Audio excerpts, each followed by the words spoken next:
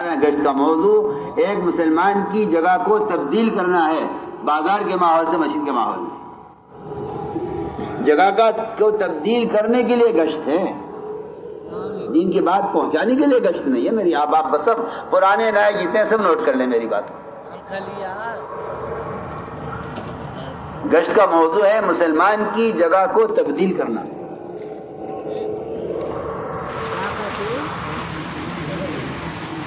اس لیے کہ حدیث ہے کہ جو بندہ میری طرف چل کر آتا ہے میں اس کی طرف دوڑ کر جاتا ہوں. اللہ فرما رہے ہیں, اللہ اکبر, اللہ دوڑ کر آئے. آپ سوچیے تو صحیح, اللہ فرما رہے اتیت حربلتن, میں دوڑ کر آتا ہوں اس کی طرف, میری طرف چل کر آتا ہے.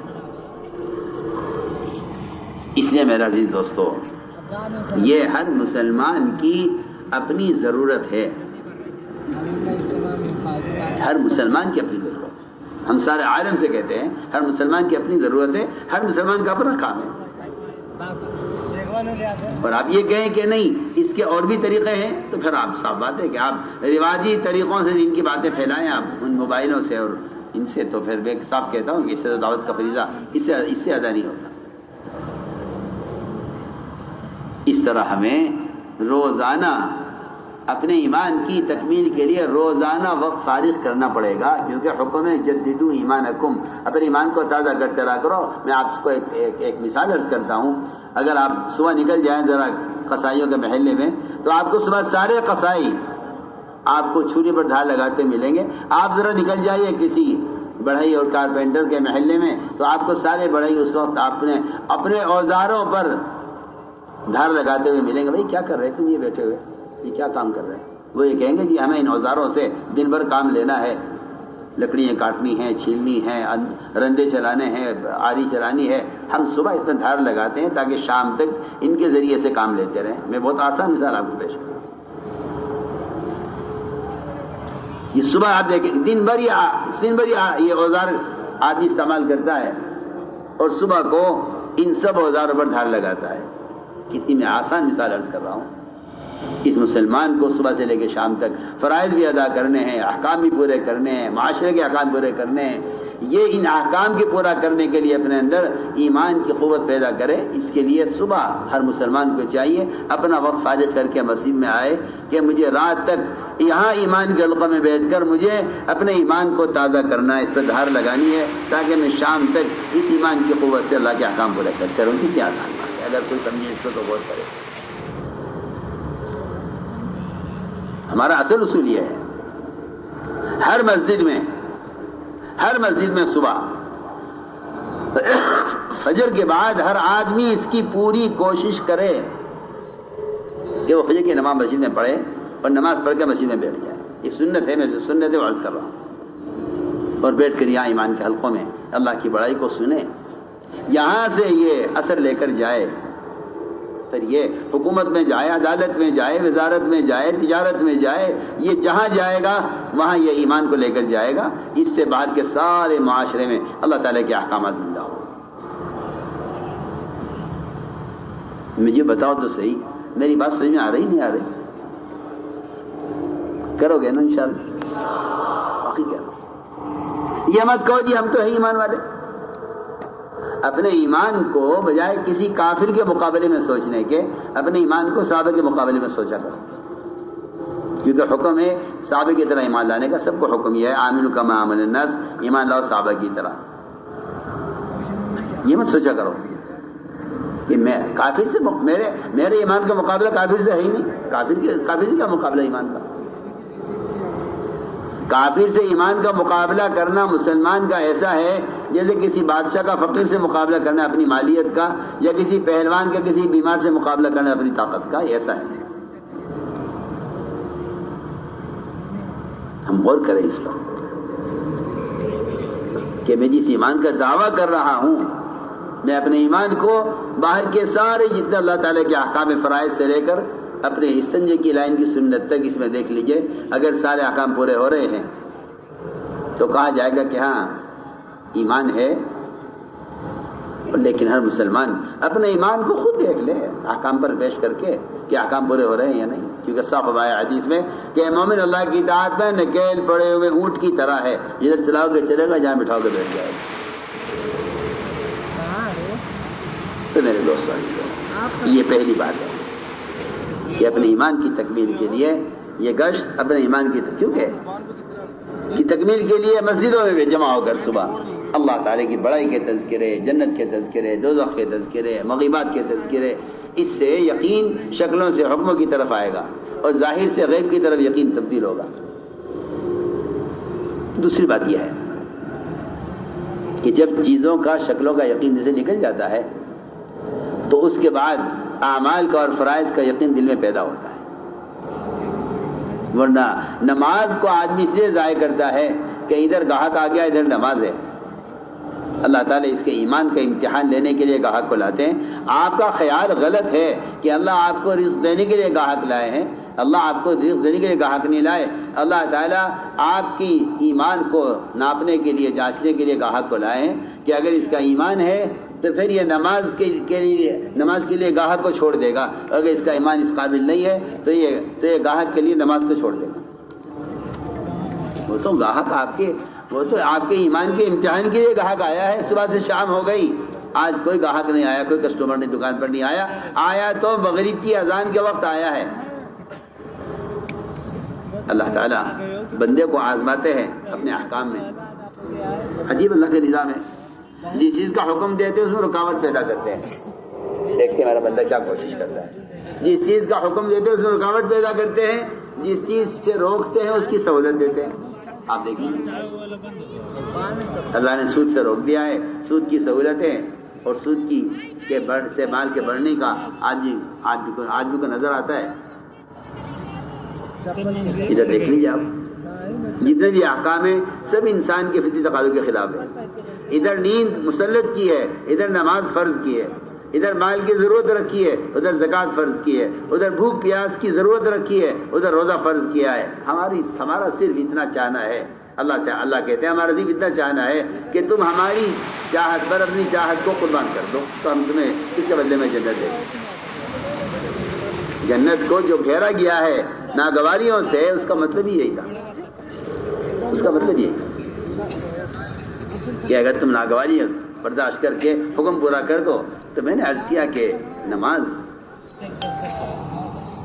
یہ ایک ایسا فریضہ ہے کہ جو کافر مسلمان کے درمیان فرق کر دیتا ہے۔ آپ کافر ہیں مسلمان ہیں، اس کا فیصلہ سب سے پہلے نماز سے ہوگا۔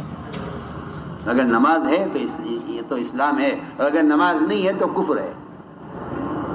بعض ائمہ کا مذہب تو یہ ہے کہ نماز چھوڑنے والا اسلام سے مرتد ہو گیا ہے، اس کو قتل کر دیا جائے۔ امام صاحب کا مذہب یہ ہے کہ نماز سے اگر یہ نماز چھوڑتا ہے اس کو عمر قید کر دیا جائے، چاہے یہ قید میں مر جائے لیکن جب تک یہ نماز پر نہ آ جائے اس میں عمر قید کر دیا جائے۔ دیکھیے اس سے صحیح عمر قید، قتل کی سزا ہے عمر قید۔ یہاں نماز چھوڑنے والی کی شریعت میں سزا ہے، نہ چور کی یہ سزا ہے، نہ روزہ توڑنے والے کی یہ سزا ہے۔ یہ سزا اگر ہے تو نماز چھوڑنے والی کی سزا عمر قید۔ اس لیے تو مجھے تو شرم آتی ہے، کسی مسلمان سے یہ کہتے ہوئے کہ نماز پڑھو گے، جبکہ آپ روایتیں پڑھیے تو آپ کو ایک کافر کو دعوت دیتے ہوئے تو ملے گا کہ نماز پڑھنی ہوگی آپ کو، لیکن مسلمان سے کہا جائے کہ نماز پڑھنی ہوگی آپ کو، یہ مجھے کہیں ملا نہیں۔ عجیب بات میں آپ سے کہہ رہا ہوں، مجھے سیرت میں نہیں ملا کہ کسی مسلمان سے یہ کہا جائے کہ بھائی نماز پڑھا کرو، مجھے نہیں ملا کہ سنیے تو نہیں کیا کہہ رہا۔ ہاں کافر اگر اسلام میں داخل ہوتا ہے تو حدیث میں جگہ جگہ ملے گا آپ کو کہ بھائی نماز پڑھنی ہے، روزہ رکھنا ہے، حج کرنا ہے، زکوٰۃ دینی ہے، آپ نے فرائض بتائیں کافروں کو، لیکن مسلمان سے کہا جائے کہ نماز پڑھا کرو، یہ نہیں کہ مجھے کہیں نہیں ملا۔ مسلمان سے تو حکم جو ہے وہ نماز کو عمدہ پڑھنے کا اور نماز کو دنیا میں رائج کرنے کا حکم ہے۔ قرآن میں جہاں بھی آپ دیکھیں گے نماز کے قائم کرنے کا حکم مومن کو ہے، مومن کی صفت بھی یہی ہے، مومن کو حکم بھی اسی کا ہے، نماز قائم کرو، نماز قائم کرو۔ جو نماز قائم کرتے ہیں پڑھیے، آپ پورا قرآن پڑھیے، آپ کو اقامت صلاۃ کا حکم جو ملے گا وہ مومن کے لیے ملے گا۔ تو یہ کہنا مجمع سے نعوذ باللہ کہ بھائی نماز کبھی نہیں چھوڑیں گے، یہ کہتے ہوئے شرم آتی ہے۔ یہ کہتے ہوئے شرم آتی ہے. یہ تو ممکن نہیں ہے کہ مسلمان نماز چھوڑ دے. ہو سکتا ہے مسلمان سے غلطی ہو جائے کہ وہ شراب پی لے، ہو سکتا ہے مسلمان سے غلطی ہو جائے کہ وہ چوری کر لے، ہو سکتا ہے مسلمان پر شہوت غالب آ جائے وہ غلطی سے زنا کر لے، لیکن مسلمان نماز چھوڑ دے اس کا کوئی تصور اسلام میں نہیں تھا. اس کا کوئی اسلام میں تصور نہیں تھا کہ مسلمان نماز چھوڑ. اس لیے کہ فرق یہ ہے کہ اسلام کے درمیان کافر سارے اچھے کام کر سکتا ہے، نماز نہیں پڑھ سکتا. مسلمان سے کوئی برا کام ہو سکتا ہے، نماز نہیں چھوڑ سکتا. یہ فرق ہے دونوں کے درمیان. اگر نماز نہیں ہے تو پھر کفر اسلام کے درمیان کی جتنی رکاوٹیں ہو سکتی ہیں سب ختم. پھر آپ کے کفر کی طرف جانے میں کوئی رکاوٹ نہیں. اس لیے ہمارے تو کام میں ایک بنیادی چیز ہے یہ کہ نکلو. کیوں نکلو؟ اصل میں عرض کرتا ہوں کہ آدمی کی فطرت ہے، یہ انسان کی فطرت ہے کہ جس چیز کی آدمی کے اندر سے صلاحیت ختم ہو جاتی ہے. میں ایک آسان مثال عرض کرتا ہوں. ایک آدمی کے ہاتھ کیسے ٹوٹ جائے، اس کو یہاں سے یہاں پلاسٹر باندھ دیتا. 1 مہینہ پلاسٹر لگا رہے گا آپ کا، یا 2 مہینے لگا رہے گا. 2 مہینے کے بعد جب پلاسٹر کھلے گا تو آپ کا ہاتھ یہاں جام ہو جائے گا. ایسا ہی ہے نا بھائی؟ میں تو بہت آپ کو اب سمجھانے کے لیے کہہ رہا ہوں. آپ کا ہاتھ جام ہو جائے گا. آپ کو اس ہاتھ کو کھولنے کے لیے پھر 2 مہینے آپ کو ورزش کرنی پڑے گی. اس ہاتھ کو کھولنے کے لیے ہاتھ جام رہا نا 2 مہینے. میں بہت آسان مثال دے رہا ہوں. تو پلسٹر لگا ہوا تھا. اب پلسٹر کھلے گا تو اس ہاتھ کے جوڑ کو ہلاتے 2 مہینے کی کوشش کے بعد یہ ہاتھ اپنے معمول پر آئے گا. میں کہنا چاہتا ہوں اس سے کہ جب آدمی کی نقل حرکت دین کے لیے ختم ہو جاتی ہے تو اس کے اندر سے اس کی استعداد ختم ہو جاتی ہے. بیمار آدمی ہے، عمل کی استعداد ختم ہو گئی ہے. آپ کو اسے اسپتال کے ماحول میں لانا پڑے گا کہ اس ماحول میں لاؤ. میرے دوست عزیزو، نکلنے کی اصل غرض ہے یہ کہ دنیا کے مشاغل کی وجہ سے فرائض کی اور نوافل کی عادت اور اس کی استعداد ختم ہو گئی. آدمی دنیا کے ماحول میں رہتے اس کے اندر سے عمل کی استعداد ختم ہو جاتی ہے. جیسے میں نے مثال دی ہے، یہاں تو 2 مہینے پلاسٹر رہا تو ہاتھ جام ہو گیا. آدمی کے سال گزر گئے اللہ کو سجدہ کیے بغیر. اس کا جسم سجدے کی حیت پر کیسے آئے گا؟ استعداد کیسے پیدا ہوگی اس کی؟ اس کے لیے خروج ہے. میں کہتا ہوں خروج ایک ایسا بنیادی مقصد ہے. خروج لوگ کہتے ہیں خروج دین سیکھنے کے لیے ہے صرف. میں کہتا ہوں نہیں، خروج اس لیے ہے تاکہ کچھ وقت کے لیے یہ مسلمان اپنے کاروبار کے ماحول سے، گناہوں کے ماحول سے اور بدکاری کے ماحول سے اور ظلمتوں کے ماحول سے یہ باہر نکلے کچھ وقت کے لیے. لوگ کہتے ہیں نکلنا کیا ضروری ہے؟ ایک شخص نے 99 قتل کیے، 99 قتل، 1-2 نہیں. جبکہ حدیث میں آتا ہے کہ اگر کوئی شخص قتل کیا جائے ایک فرد اور اس کے قتل میں آسمان کی ساری مخلوق اور زمین کی ساری مخلوق اس کے ایک آدمی کے قتل میں شریک ہو تو اللہ تعالیٰ سب کو جہنم میں ڈالیں گے. سب کو، آسمان کی مخلوق ہو اور زمین کی مخلوق، اگر سب کے سب ایک انسان کو قتل کرنے میں، ایک مسلمان کو قتل کرنے میں شریک ہوئے تو اللہ سب کو جہنم میں ڈالیں گے. یہ مقام ہے ایک مسلمان کا. اس نے 99 قتل کیا. ایک عابد راہب جو مستقل عبادت کیا کرتا تھا، اس سے جا کے کہا کہ کیا میری توبہ قبول ہو سکتی ہے؟ اس نے کہا تم نے تو 99 قتل کیے ہوئے ہیں، تمہاری مغفرت کہاں سے ہو جائے گی؟ اس نے اس راہب کو بھی قتل کر دیا، کیونکہ بندے کی توبہ کے اللہ کے درمیان کوئی رکاوٹ نہیں بن سکتا. اس نے اس قاتل کو اللہ کی رحمت سے مایوس کیا، اس نے اس راہب کو قتل کر دیا. بتائیے 100 قتل ہو گئے پورے. پھر یہ قاتل، پھر فکر ہوا بھائی توبہ کرنی چاہیے، بہت پاپ کر لیے، توبہ کرنی چاہیے. پھر یہ نکلا تو ایک عالم سے ملا. میں واقعی کہتا ہوں کہ صحیح رہبری علماء ہی کر سکتے ہیں. علماء صحیح رہبری کر سکتے ہیں. عالم کے پاس گیا, عالم سے کہا کہ کیا میری توبہ قبول ہو جائے گی؟ اس عالم نے کہا کہ توبہ آپ کی قبول ہو جائے گی, لیکن آپ کو اپنی بستی چھوڑ کر نکلنا پڑے گا اور فلاں بستی میں آپ کا رخ بنا ہے, وہاں آپ کو جانا پڑے گا. بتائیے آپ یہ بھی تو کہہ سکتے تھے کہ آپ توبہ کیجئے, ندامت ہو, استغفار ہو, آئندہ نہ کرنے کا پختہ ارادہ ہو جائیے, اللہ معاف کر دیں. ہم آپ سے بہت کام کی بات آپ سے ہم کر رہے ہیں.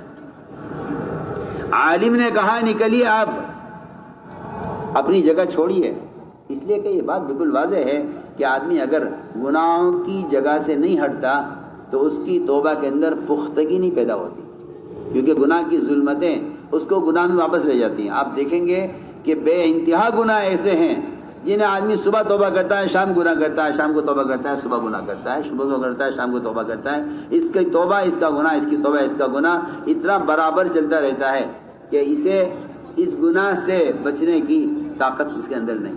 صبح توبہ کرتا ہے, شام کو گناہ کرتا ہے. وجہ کیا ہے؟ وجہ یہ ہے کہ یہ گناہ کے ماحول میں ہی توبہ کر رہا ہے. میں بہت آسان مثال آپ کو دیتا ہوں کہ ایک آدمی وہ جہاں میں آپ کروں کہ کسی جگہ پر کسی کمرے میں کوئی انفیکشن پھیلا ہوا ہے اور وہاں کے ماحول میں بیچارہ پڑا ہوا ہے, وہیں دوا کھا رہا ہے, وہیں پڑا ہوا ہے, تو آپ یہ کہتے ہیں دیکھیے اس کو, آپ اسپتال کے کمرے میں آپ جاتے ہیں تو آپ کے جوتے باہر اتار دیے جاتے ہیں, آپ کو اسپتال کا لباس پہنایا جاتا ہے. اگر آپ اپنے مریض کی عادت کے لیے جاتے ہیں, اسپتال کہتا ہے آپ اپنے کپڑوں میں نہیں جا سکتے, اپنے جوتوں میں نہیں جا سکتے. آپ کو مثال, آسان مثال دے رہا ہوں.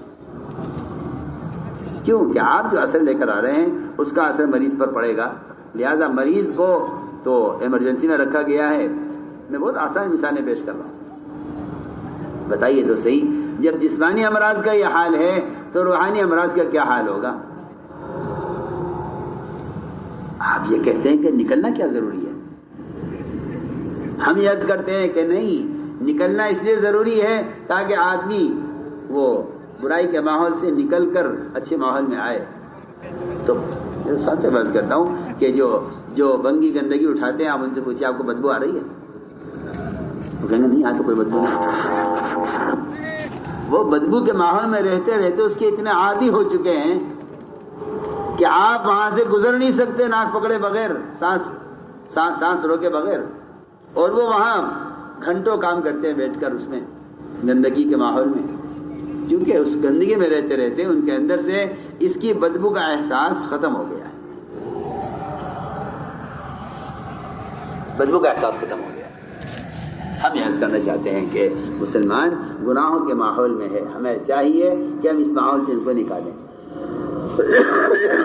اس طرح دوستو میں نے عرض کیا کہ عمل کی اس طرح سے جو پیدا ہوتی ہے وہ ہوتی ہے اپنے ماحول سے نکل کر. اس عالم نے اس قاتل سے کہا کہ اگر تم توبہ چاہتے ہو تو فلاں بستی میں چلے جاؤ, اپنی بستی چھوڑ دو.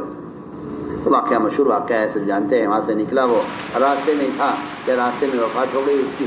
عذاب کے فرشتے آگے لے جانے کے لیے اللہ نے اس کے نکلنے پر بستی چھوڑنے پر اللہ تعالیٰ نے اس زمین کو حکم دیا کہ تو سمٹ جا. جہاں یہ جا رہا تھا, جہاں سے آ رہا تھا, وہاں زمین کو حکم دیا کہ تو پھیل جا. فرشتوں کو بھی نہیں خبر, اللہ نے اس کی مغفرت کا ایسا خفیہ انتظام کیا کہ فرشتوں کو بھی نہیں معلوم ہو سکا کہ یہ کیا ہوا. فرمایا فرشتوں سے ناپ کے دیکھ لو. وہ فرشتوں ناپ کے دیکھا تو وہ جہاں سے آ رہا تھا وہ جگہ دور ہو گئی, جہاں جا رہا تھا وہ قریب ہو گئی. اسی پر اللہ نے اس 100 قتل کرنے والے قاتل کی مغفرت کر دی. تو ہم تو اصل بات کہنا چاہتے ہیں آپ سے کہ ہمارے کام کا اصل مقصد ہے ہر مسلمان کو اس کی جگہ سے نکالنا. دین کی باتوں کو نشر کرنے سے ہدایت نہیں ملے گی, تربیت نہیں ہوگی. دین کی بات کو کے دل میں اترنے کی جو اصل جگہ مسجد ہے, یہاں عمل کے ماحول میں آنے سے آدمی عمل والا بنتا ہے. ایک نہیں, سینکڑوں واقعات ایسے ہیں. آپ صلی اللہ علیہ وسلم نے سوامین عثمان کو مسجد میں باندھ کر رکھا, 3 دن میں اس کی حالت بدل گئی. وفد ثقیف کو مسجد میں رکھا جو فرائض سے انکار کرتے تھے. تو یہ اصل بات ہے کہ ماحول میں آدمی آ کر بنتا ہے. تو میرے دوستو عزیزو, نکلنے کی بڑی غرض یہ ہے کہ نمازوں میں کمال پیدا ہو. دیکھو میں کہہ رہا ہوں آپ سے عمر رضی اللہ تعالیٰ عنہ صحابہ کرام کو اللہ کے راستے میں یہ کہہ کر نکالا کرتے تھے کہ میں تمہیں اس لیے بھیج رہا ہوں تاکہ تمہاری نماز میں کمال پیدا ہو جائے. آپ بتائیے تو صحیح, کہاں صحابہ کہاں ہم؟ لوگ غور کریں, میں کچھ کہہ رہا ہوں. کہاں صحابہ کہاں ہم جنہوں نے آپ کے ساتھ نماز پڑھی ہو, جن کی نماز کی آپ نگرانی کرتے ہو. عمر رضی اللہ تعالیٰ عنہ صحابہ کو یہ کہہ کر نکال رہے جماعت میں کہ میں تمہیں اس لیے بھیج رہا ہوں تاکہ تمہاری نماز میں کمال پیدا ہو جائے. کیا ان کی نماز صحیح نہیں تھی؟ بات اصل یہ ہے کہ آدمی گھر کی تقاضے, بازاری تقاضے, اس کی وجہ سے نوافل کی, فرائض کی, سنتوں کی عادت ختم ہو جاتی ہے. 4 مہینے ہر سال نکل کر 24 گھنٹے عمل کے ماحول میں رہنے سے آدمی کے اندر عمل کی استعداد واپس آ جاتی ہے. جس طرح بیمار گھر میں رکھا جاتا ہے, وہ 2 مہینے 4 مہینے سال کے ماحول میں رہ کر ٹھیک ہو جاتا ہے. ہم صاف سے بحث کرتے ہیں کہ نکلنے کی غرض عمل کے ماحول میں رہنا ہے, نکلنے کی غرض گناہوں کے ماحول سے ہٹنا ہے. یہ اصل بات ہے, یہ ہر ایک کی ضرورت ہے. اس طرح میرے بزرگوں ہمیں اللہ کے راستے میں نکل کر اس کا موقع ملے گا لمبی لمبی نمازیں پڑھنے کا, لمبی لمبی نوافل پڑھنے کا, خوب تہجد کا, تلاوت کا, ذکر کا, نوافل کا خوب اہتمام کرو. اللہ تعالیٰ فرماتے ہیں میرا بندہ نوافل کے دن میرے اتنا قریب ہو جاتا ہے کہ میں خود اس کے اعضا بن جاتا ہوں. اللہ اکبر, خود اس کے اعضا, اس کے میں ہاتھ پاؤں, اس کے ہاتھ, اس کے پاؤں بن جاتا ہوں. بتائیے تو صحیح, جب اللہ تعالیٰ اپنے بندے کے ہاتھ پاؤں بن جائے تو کیا اس کے ہاتھوں سے کوئی گناہ ہوگا؟ اس کے پیر زنا کی طرف جائیں گے؟ اس کی آنکھ حرام کی طرف اٹھے گی؟ اس کی زبان سے غیبت ہوگی؟ نوافل کی کثرت, آج کل لوگ نوافل کو ہلکا سمجھ کر چھوڑ دیتے ہیں کہ نفل پڑھنے کوئی ضروری نہیں ہے. حالانکہ نوافل کی کثرت بندے کو اتنا قریب کر دیتی ہے, اللہ فرماتے میں خود اس کا اعضا بن جاتا ہوں. اس طرح ہمیں اپنے آپ کو تہجد کا عادی بنانے کے لیے نکلنے کی اس لیے کہ میں 8 مہینے میرے مقام پر ہے, 4 مہینے اللہ کے راستے میں, تاکہ ہر کام وقت پر ہو, پوری طرح ہو. عمل کا عادی بننے کے لیے نکلنا ہے. اس طرح ہمیں تہجد کا خوب اہتمام کرنا ہے. یہ بڑی برکت کی اور بڑی خیر کی چیز ہے, بلکہ علم کو کھولنے کا اس سے بڑا اور کوئی ذریعہ نہیں ہے. اقوى مقیلہ جو ہے نا قرآن مبارک کی صیغے کے ساتھ, اقوى مقیلہ کہ سب سے زیادہ علم کو کھولنے والا جو عمل ہے وہ رات کا قیام اور تہجد ہے. 2 چیزیں قرآن میں ملتی ہیں علم کو کھولنے کی, میں علماء سے عرض کر رہا ہوں. ایک رات کا قیام اور ایک اللہ کے راستے کا خروج. علماء سے کہا قرآن نے 2 چیزیں, قرآن نے 2 جگہ بیان کیا ہے علم کے کھلنے کو, ایک رات کے قیام میں اور ایک اللہ کے راستے کے خروج اور نفر میں. تو میں یہ 2 کام اگر کیے جائیں تو اس سے علم کھل جاتا ہے. ادھر نفر کے ساتھ فرمائے لیے تفقہ کی دین, تاکہ ان کے دین میں تفقہ پیدا ہو علم میں, اور ادھر یہ بتائے کہ رات کا قیام سب سے زیادہ نفس کو کیونکہ کچلنے والا ہے, اس لیے علم کو کھولنے والا ہے. تو میں نے عرض کیا کہ یہ نوافل کا خوب اہتمام کریں, تہجد کو لازم پکڑ لیں. بڑی بڑی خیریں اور برکتیں اللہ نے اس رات کے قیام میں رکھی ہیں. بلکہ میں کیا عرض کروں آپ سے, آپ کو شاید بات سمجھ میں نہ آوے میری. صحابہ تو یہ کہا کرتے تھے کہ کافر اور مسلمان کے درمیان تہجد کا فرق ہے. کہاں سو رہے آپ؟ صحابہ کیا کہتے ہیں؟ سنیے, آپ پتہ نہیں کیا سوچیں گے اور کیا حکم لگائیں گے میری بات پر. ہاں, آج کل یہ تماشا بنا ہوا ہے. صحابی کہتے ہیں کہ کافر و مومن کے درمیان تہجد کا فرق ہے. آپ قرآن پڑھیے, آپ کو قرآن میں ملے گی یہ چیز جو میں کہہ رہا ہوں. آپ تہجد معمولی سمجھ کے چھوڑ دیتے ہیں کہ نفلیں ہیں, پڑھنا کوئی ضروری نہیں ہے. قرآن میں بھی پڑھیے, حدیث بھی پڑھیے, قرآن بھی پڑھیے اور صحابی کا قول بھی پڑھیے. اللہ فرما رہے ہیں قرآن میں قل تمتع بکفرک قلیلا انک من اصحاب النار. کافر کے بارے میں کہہ رہے ہیں کہ کھا لے پی لے کچھ دن دنیا میں, مزے اڑا لے, پھر تیرا ٹھکانہ جہنم ہے. اور بھلا اس کے مقابلے مومن امن ہوا قانت آناء اللیل, بھلا اس کے مقابلے مومن کہ اس کی رات گزرتی ہے عبادت میں, رکوع میں اور سجدے میں, دن گزرتا ہے اللہ تعالیٰ کی اللہ کے خوف سے, اور اس کا وقت دن گزرتا ہے اللہ کی رحمت کی امید پر. کیا یہ دونوں برابر ہو سکتے ہیں؟ یہ قرآن کہہ رہا ہے. پڑھیے آپ قرآن پڑھیے. امن وقانت آناء الليل ساجدا وقائما يحذر الآخرة ويرجو رحمة ربي قل هل يستوي الذين يعلمون والذين لا يعلمون انما يتذكر اولو الالباب. اس میں تو میں سمجھتا ہوں کہ یہاں تو اس آیت کے اندر تو صاف بتا رہے ہیں یہ تو کافی ہے. یہ تو رات کو سوئے گا وہ صبح تک سوئے گا. اور مومن کہ نہیں، مومن کی رات تو تہجد میں گزرتی ہے، قیام میں گزرتی ہے. پڑھیے آپ قرآن پڑھیے.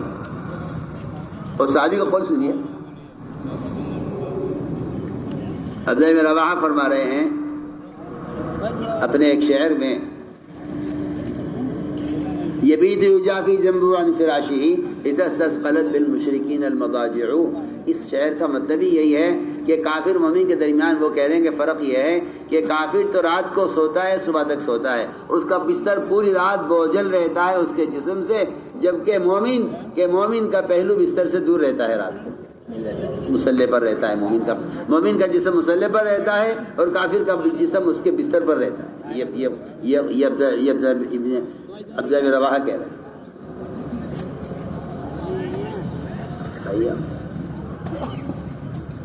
بتائیں تو صحیح، آپ غور کریں میں کیا کہہ رہا ہوں. آدمی کا اپنے مقام پر رہتے ہوئے میں کہتا ہوں کہ جب تک یہ 4 مہینے تہجد کے ماحول میں نہیں رہے گا یہ تہجد کا عادی نہیں ہو سکتا. ہم کہتے ہیں عملی مشق کے لیے خروج ہے. آپ سمجھتے ہیں دین سیکھنے کے لیے خروج ہے تو کتاب لے کے سیکھ لیں گے، کسی عالم سے سیکھ لیں گے. نکلنے کیا ضروری ہے اس کے لیے؟ میں جو کہہ رہا ہوں میں آپ کو کام کی اصل روح بتا رہا ہوں کہ اصل کام کا مقصد کیا ہے. اس طرح ہمیں انشاءاللہ خروج میں خاص طور پر اپنے آپ کو تہجد کا عادی بنانا ہے. رات کے قیام سے اور تہجد سے وہ اللہ نے برکتیں رکھی ہیں.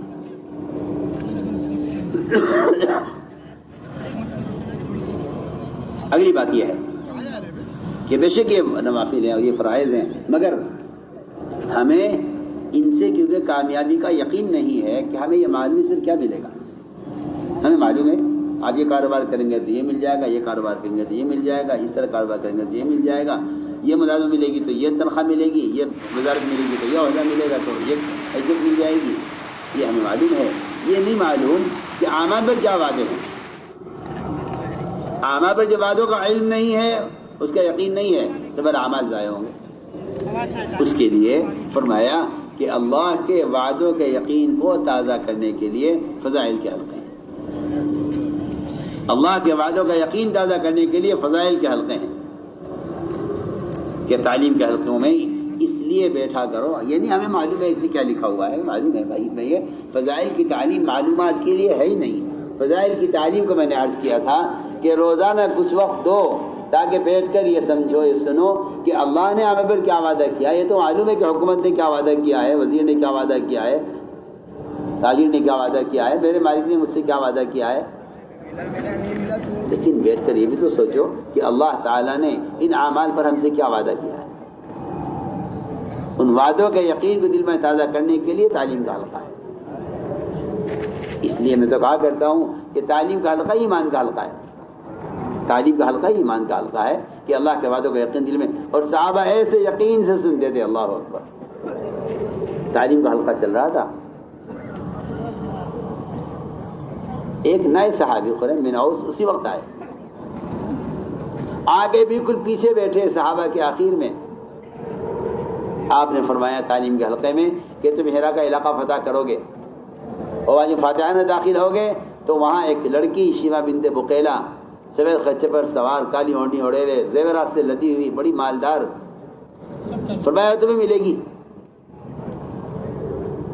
ملے گی. یہ صحابی نئے صحابی بالکل پہلی بار آئے، ابھی ہجرت کر کے پہلی ملاقات آپ سے ہو رہی ہے. کھڑے ہو گئے وہیں پیچھے سے اور کہا یا رسول اللہ یہ جو لڑکی آپ بیان کر رہے ہیں مجھے دے دیجیے. فرمایا یہ تمہاری ہو گئی، تم لے لو. یعنی اگر مگر تم آ گئے، اگر فتح ہو گئی، اگر وہ تمہیں ملی. صحابی کہتے ہیں میں نے یقین کر لیا پہلی ملاقات میں کہ جو وعدہ کر رہے ہیں یہ ہوگا. انہوں نے کہا کہ مجھے دے دیے، میں یہ لگے تمہاری ہو گئی. روایت میں ہے کہ جماعت روانہ عمر کے زمانے میں غالباً یا کوئی صدیق کے زمانے میں؟ آپ کے زمانے میں گزر گیا، آپ کے زمانے میں یہ وعدہ پورا نہیں ہوا، مگر انہیں انتظار ہے کہ وہ ہوگا، جس کا انتظار ہے۔ جماعت بنی، حیرا کی طرف گئی، عراق گئی، وہاں حیرا میں داخل ہوئی، امیر صاحب سے کہنے لگے، امیر صاحب تھوڑا سا وقت اجازت چاہیے، کچھ کام ہے۔ کیا کام ہے؟ کہاں جانا ہے؟ کہ جی یہاں میدان میں ایک لڑکی میرا انتظار کر رہی ہے، میں اسے لے آؤں۔ اس کا کوئی میسیج آیا ہے، اس کا کوئی پیغام آیا ہے، تمہیں کسی نے آگے بتایا کہ نہیں جی نہیں، مجھے وعدہ کیا ہوا تھا نا اس زمانے کا، وہ آج پورا ہونا ہے، وہ کھڑی ہوگی میرے انتظار میں، کھڑی ہے، ہوگی نہیں، کھڑی ہے میرے انتظار میں، کہ جاؤ دیکھ لو، جا کے دیکھ لو۔ وہ گئے تو سامنے سے آواز آئے گا، شیما، کہ ہاں میں شیما ہوں۔ تو کب کا وعدہ ہے، کب پورا ہوا ہے؟ تو میں عرض کرنا چاہتا ہوں کہ داعی کی نظر ہمیشہ وعدوں پر رہتی ہے۔ حضور اکرم صلی اللہ علیہ وسلم کو ایک کافر عثمان بن طلحہ نے بیت اللہ میں نماز پڑھنے سے روک دیا۔ جب آپ مکے میں تھے، جب آپ اس اذیت میں اور تکلیفوں میں اور کفار کے دباؤ میں، فرمایا کہ عثمان ہم نماز پڑھنا چاہتے ہیں بیت اللہ میں۔ عثمان نے کہا نہیں، چابی نہیں ملے گی۔ فرمایا عثمان اس دن کیا ہوگا جب چابی ہمارے ہاتھ میں ہوگی، ہم جس کو چاہیں گے دیں گے۔ آپ غور کریں کتنی یعنی سختی کا زمانہ، آپ کی کوئی نعوذ باللہ کفار کے نزدیک آپ کی کوئی حیثیت نہیں، لیکن آپ کی نظر نتیجے پر ہے کہ جب مکہ فتح ہوگا اور چابی ہمارے ہاتھ میں ہوگی۔ آج مسلمان کے یقین کا حال یہ ہے کہ کوئی نیا قانون آ جائے حکومت کا، یہ فوراً کہہ دیں جی ہاں اب ہم کیا کر سکتے ہیں، اقتدار ان کا ہے، حکم ان کا ہے، فوج ان کی ہے، ہتھیار ان کا ہے، اقتدار ان کا ہے، ہم کیا کر سکتے ہیں؟ ہمیں تو اسی سے روک دیں گے، ہم رک جائیں گے، نماز سے روک دیں، واجب سے روک دیں، سنت سے روک دیں، داڑھی سے روک دیں، شرعی لباس سے روک دیں، ان کا قانون ہے، ہم کیا کر سکتے ہیں؟ مصیبت یہ ہے کہ تعلیم کے حلقوں میں بیٹھ کر ان وعدوں کا یقین نہیں کیا جس سے اللہ وعدے پورے کرتے ہیں، باطل کے خلاف ایمان والوں کے لیے، اور یقین نہیں پیدا کیا۔ یہ ہر قدم پر حکم چھوڑتے جائیں گے، ہر قدم پر سنت چھوڑتے جائیں گے کہ حکومت کا قانون ہے، وہاں ساری حکومت ان کی ہے، قانون ان کا ہے، اقتدار ان کا ہے۔ اور آپ کیا فرما رہے ہیں؟ عثمان اس دن کیا ہوگا جب چابی ہمارے ہاتھ میں ہوگی۔ عثمان نے کہا یہ وقت کبھی نہیں آ سکتا۔ آپ مکے میں فاتحانہ داخل ہوئے، چابی آپ کے ہاتھ میں تھی، فرمایا عثمان کو بلاؤ۔ عثمان کہاں ہے؟ اس لیے کہ نبی کے مزاج میں اور صحابہ کے مزاج میں اور ایمان والے کے مزاج میں انتقام لینا نہیں ہوتا کہ ہم انتقام لیں گے، آپ نے نہیں جیتنا، ہم بھی آپ کو نہیں لیں گے، یہ نہیں۔ مومن کے مزاج میں انتقام نہیں ہوتا۔ آج ہمیں اقتدار ملا ہے، ہم بدلہ لیں گے نہیں، میری بات یاد رکھنا۔ مومن کے مزاج میں انتقام لینا نہیں ہوتا، وہ معاف کر دیتا ہے۔ آپ صلی اللہ علیہ وسلم نے زہر دینے والے کو، قتل کا ارادہ کرنے والے کو، آپ کو دھکا دینے والے کو کیا نہیں ہوا آپ کے ساتھ؟ اور آج فتح مکہ کے موقع پر جتنا مال آیا حنین کا مال غنیمت سارا آپ نے کفار میں تقسیم کیا ہے، انصار کو ایک پائی بھی نہیں دیا۔ آپ نے بتایا آپ نے کہ ہم انتقام والے نہیں ہیں، ہم احسان کرنے والے ہیں۔ جس نے آپ کو چابی نہیں دی اس دن آپ نے وہ چابی فتح مکہ کے موقع پر عثمان کے ہاتھ میں دی کہ عثمان لو یہ چابی تم لو۔ تو میں ایک آپ کو مثالیں پیش کر رہا ہوں کہ جو وعدوں پر یقین رکھتے ہیں ان کے نزدیک دنیا کے حالات اور قوانین یہ کچھ نہیں ہوا کرتے، وہ انتظار کرتے ہیں اللہ تعالیٰ کے امر کا۔ لیکن مسلمان اگر دین کو چھوڑ کر انتظار کر رہا ہے اللہ کی مدد کا تو انتظار کرتا رہے قبر میں چلا جائے گا، وعدے پورے نہیں ہوں گے۔ میں تو آپ صاحب آپ سے کہہ رہا ہوں۔ اس لیے میرے دوستو عزیزو، یہ تعلیم کے حلقے یہ ایمان کی تجدید کے لیے جم کا تعلیمی حلقوں میں بیٹھ کر، اور ان تعلیم کے حلقوں میں بیٹھ کر یہاں پلے جھاڑ کے کھڑے مت ہو جایا کرو، بلکہ جو وعدے سنے ہیں ان وعدوں کو بازاروں میں لے کے جایا کرو، ان وعدوں کو دفتروں میں لے کے جایا کرو کہ بھائی ہم آج مسجد میں یہ سن کر آئے ہیں کہ اس شان پر یہ ملے گا۔ کیونکہ اگر تعلیم مسجد میں ہے اور مسجد باہر اس کا تذکرہ نہیں ہے تو مسجد سے نکلتے ہی یقین بگڑ جائے گا، وہاں جاتے ہی مسجد کی باتیں مسجد میں رہ جائیں گی، بازار کی باتیں بازار میں شروع ہو جائیں گی۔ کیونکہ سنت یہ ہے کہ معمول صحابہ کا یہ ہے کہ جو وعدہ یہاں سنا ہے اس کو گھر میں لے کے جاؤ، تو میں نے عرض کیا کہ یہ تعلیم کی ہماری بنیادی کتابیں ہیں، فضائل اعمال مع فضائل صدقات. حضرت شیخ الحدیث عبد اللہ کے پوری ان کی اپنی زندگی کے حدیث کا نچوڑ ہے وہ فوائد جو شیخ نے فضائل میں جمع کیے ہیں. اس کو بہت اس کا بڑا اہتمام کیا جائے اور تنہائیوں میں ان فوائد کو پڑھا جائے فضائل اعمال اور فضائل صدقات میں. اور بنیادی کتاب 6 نمبر سے متعلق منتخبہ حدیث کی ہے. اس کی تعلیم کا عالمی سطح پر اہتمام کیا جائے، کیونکہ اس کے بغیر ان 6 صفات کو اور ان کی حقیقت کو آدمی سمجھ نہیں سکتا. یہ انتہائی اہم اور ضروری ہے. میں عرض کرتا ہوں ورنہ آپ 6 نمبر بیان کریں گے، ادھر ادھر کی جھوٹی کہانیاں گھڑیں گے، ادھر ادھر کی باتیں بیان کریں گے. اس کا بہت اہتمام کریں. منتخب حدیث سے حدیثیں بھی یاد کریں اور 6 نمبر کے بیان کرنے میں اس بات کا پورا خیال رکھیں کہ منتخب حدیث کی حدیث کی روشنی میں 6 صفات کا مذاکرہ ہو.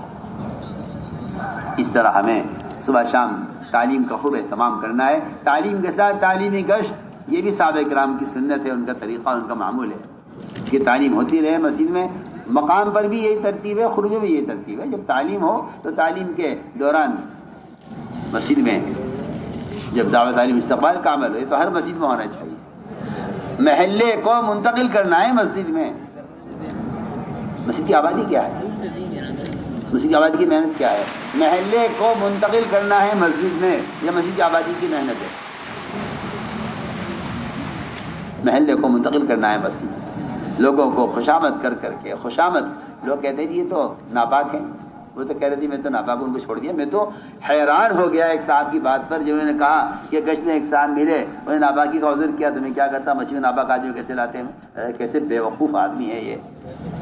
آپ صلی اللہ علیہ وسلم تو ان مشرکین کو مسجد میں رکھ کے انہیں وہاں عمل میں جوڑ کر اور ستون سے باندھ کر رکھ رہے ہیں کہ اس ماحول میں کسی طرح رہ کر یہ بن جاوے، سدھر جاوے. اور آپ ایک آدمی کی ناپاکی کا عذر اس کو چھوڑ کر آ جاتے ہیں. ایک آدمی کہتا ہے میں ناپاک ہوں پہلے. ایک صحابی نے، بلکہ خود ابو ہریرہ رضی اللہ تعالیٰ عنہ نے، آپ صلی اللہ علیہ وسلم نے مسافر کے لیے ہاتھ بڑھائے، ہاتھ پیچھے کر لیے. کیا بات ہے ابو ہریرہ، مسافر کیوں نہیں کرتے ہم سے؟ یا اللہ میں ناپاکی کی حالت میں ہوں، آپ اللہ کے رسول ہیں. جی ہاں، آپ تو ماشاء اللہ طاہر ہیں اور مطہر ہیں اور میں ناپاک ہوں. آپ نے مسافہ کیا ابو ہریرہ سے کہہ کر کہ مومن ناپاک نہیں ہوتا. رہا مسجد شرعی میں کسی آدمی کا جنابت کی حالت میں داخل ہونا، اس میں کوئی شک نہیں ہے کہ نہیں ہونا چاہیے. آپ اسے لائیے مسجد کے باہر کے حصے میں، اس کو سمجھائیے، اسے غسل کرائیے، اسے کپڑا پہنائیے، اپنے پاس سے لنگی دیجیے. میں کہتا ہوں کہ اصل کام یہ تھا، مگر کیا کروں میں. آپ لوگوں نے ملاقاتوں کو گشت کا موضوع بنا لیا ہے اور دین کی باتوں کو نشر کرنے کو آپ نے تبلیغ و دعوت سمجھ لیا ہے، جو بنیادی غلطی امت سے ہوئی. ایک مسلمان سے ایک وقت کی نماز پڑھوا لینا، اللہ کی قسم جس نے یہ کر لیا اس کا گشت اللہ کے یہاں قبول ہو گیا. بات کے پہنچانے کی کون سے ذرائع نہیں ہیں. آپ بھی گشت میں بات پہنچا کے آ جائیں تو آپ نے کیا کمال کیا. اس لیے میں تاکید سے عرض کر رہا ہوں کہ تعلیم کے ساتھ تعلیمی گشت، لوگوں کو سمجھا کر مسیح کے ماحول میں رہنا. ناپاک آدمی تو کیا بات ہے، ناپاک ہے تو لاؤ سے. ہم تو مسلمان کو پاک کرنے کے لیے گشت کر رہے ہیں. یہ دھوبی جو پھرتے ہیں گھروں پر میرے کپڑے لینے کے لیے، بتائیے کیا کرتے ہیں. بولیے آپ. یہ دھوبی جو آپ کے محلے میں آتا ہے اور بڑا گٹھڑ باندھ کے سر پر رکھ کر لے جاتا ہے دھوبی گھاٹ پر، بتائیے اس گھر کے چکر کیوں لگا رہا ہے یہ دھوبی؟ بتائیے آپ. ہر گھر سے پرانا گندا اور غلاظت کا کپڑا لے کر اپنے ساتھ سر پر رکھ کر لے جاتا ہے اور وہاں لے جا کر دھوبی مولیا صاحب کا ملفوظ ہے میں نے دھوبی گھاٹ کھولا ہے، میں تو میلے کپڑے لے کے آؤں گا باہر سے اور یہاں دھو کر وہ صاف کر کے واپس کروں گا. مجھے تعجب ہے ان گشت کرنے والوں کو، انہوں نے سمجھا ہی نہیں ابھی گشت کو. یہ سمجھتے ہیں کہ ملاقاتیں ہو جائیں، کچھ 2-4 ملاقاتیں ہو جائیں، وہاں ایک رجسٹر رکھ لیا مسجد میں، اس میں نام لکھ دیتے ہیں، ہاں جی بھائی صاحب آپ کو عبدالرحمن سے ملاقات کرنی ہے، وہ مکان نمبر 204 پر آپ اس سے ملاقات کریں. جی وہاں ملاقات کر لوں گا. آپ کیا کریں گے کہ میرا دفتر ادھر ہی ہے، مجھے ادھر ہی جانا ہے، میں وہاں ملاقات کر لوں گا. تو تم لوگوں نے بالکل کام کا کھیل بنا دیا وہاں. سو باتیں میں تو مجھے شکایت ہے سب سے. 5 نمازیں ہیں فرض، فجر سے لے کر عشاء تک، ہر نماز کے لیے گشت ہے، ہر نماز کے لیے گشت ہے۔ آپ کیوں نہیں گشت پہ غور کرتے؟ بلال گھر گھر جا کر 5 نمازوں کے لوگوں کو لے کر آتے تھے مسجد میں، کیوں نہیں گشت، کیوں نہیں غور کرتے؟ آپ دکان پر بیٹھے ہوئے کہ میرے تو 2.5 گھنٹے صبح لگ جاتے ہیں، میں تو فارغ ہوں، آپ اٹھ کے جا رہے نماز کے لیے۔ حضرت تھانوی نے لکھا ہے جو آدمی نماز کے لیے جا رہا ہے پڑھنے کے لیے مگر دوسرے کو تیار نہیں کر رہا ہے، یہ نمازی گناہ گار ہے۔ کہاں سو رہے ہیں آپ؟ کتنا آسان کام ہے۔ آپ جا رہے ہیں اٹھ کے اپنی دکان سے نماز کے لیے، اب بھائی فلان تم بھی آ جاؤ، بھائی آپ بھی آ جاؤ، بھائی کام بھائی چلو نماز کے لیے آ جاؤ، بھائی ہاتھ پکڑ کے آپ اپنے دوست کو زبردستی کھانے پر لے جاتے ہیں اپنے گھر۔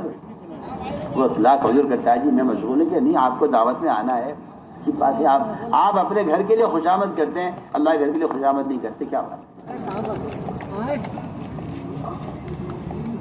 کام کو سمجھ کر کرو۔ مسلمان کو جہنم سے بچانے کے لیے گشت ہے۔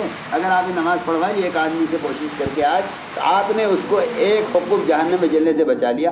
آپ ہمارے ایسا فرماتے تھے اگر تم کسی سے نماز پڑھوا لو تو 2 رکعت نماز شکرانے کی پڑھنا، اس کے بعد کہ اللہ آج تو نے میرے ذریعے سے ایک آدمی کو جہنم میں 2,88,00,000 سال جہنم میں جلنے سے تو نے ایک آدمی کو بچا لیا، تیرا فضل ہے۔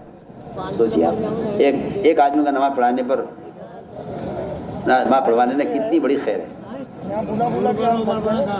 اس طرح ہمیں تعلیم کا اہتمام کرنا ہے۔ اور میرے دوستوں عزیزوں، یہ سارا جو کچھ بھی ہے اس کا جو اصل نور ہے اعمال کا، وہ ذکر کے ساتھ ہے۔ ذکر ہی اعمال کا نور ہے۔ اگر اللہ کا ذکر نہیں ہے، علم ہے، مولانا فرماتے تھے کہ ظلمت ہی ظلمت ہے، ظلمت ہی علم، ظلمت ہی ظلمت ہے اگر اللہ کا ذکر نہیں ہے۔ اس لیے ہمیں ذکر کا اہتمام کرنا ہے، صبح شام کی تسبیحات کا بہت اہتمام کرنا ہے۔ ایک دفعہ تیسرے کلمے کی، دوسرے کے استغفار کی، یہ صبح شام کی تسبیحات باوضو قبلہ رخ ہو کر اللہ کے متوجہ ہو کر پڑھنے کا اہتمام فرمائیں۔